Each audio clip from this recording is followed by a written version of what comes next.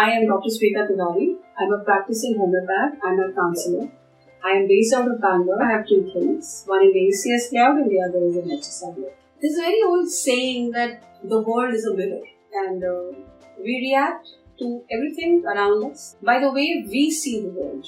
And people who have a lot of negative self-talk or they're not able to have positive affirmations for themselves have somewhere down the line in their past received a lot of negative affirmation.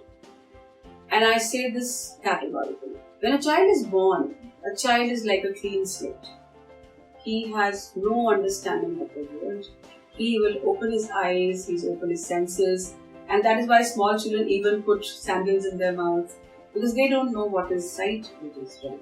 And as they're growing up, a voice somewhere around them keeps on telling them that if a voice keeps on telling them that you're not good enough, whatever you are, you have to be better. Whoever you are, you have to be bigger. I have the counsellor, I can tell you this, that there is a lot of this happening. People get 5-year-old children to my clinic and they want medicines for their height to be equal to all the other children in the class. People get to us 10 years old and then tell them that, give them a counselling session that they should not be eating irresponsibly. They have to eat healthy food. And I've had 13-year-old girls, mothers coming to me and telling me all and asking me all about being a lady, being anti-age. So I would say that in today's world, the trimming of a child's personality has started becoming very, very ambitious and it has started very early. So all of you or whoever's question this is about a negative self-talk, take a moment, sit down alone one day.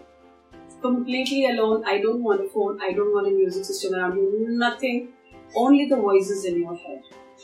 Try and go back in your life and see where the negative talk came from, because each individual in this world, we are born to love ourselves. We are born to know that we are something special in this world and we have a role.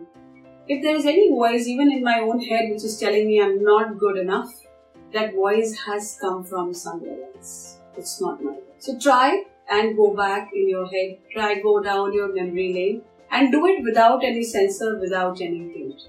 A lot of people don't do this because somewhere down their head they know that maybe it was a very, very disciplined father, or it was a very suppressed mother, or it was a grandfather who was the controller of the whole show. It could be just anybody.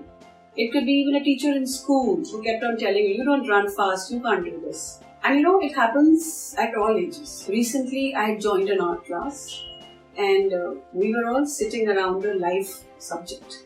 It was a lady who had been invited and we had to sketch her face. It was the first experience for all the 32 children in the class. We have 32 of us right now also go to the classes. There was a girl who just couldn't get the angle of the face correct. And the teacher very callously told her, no, don't do portraits, that's not your job.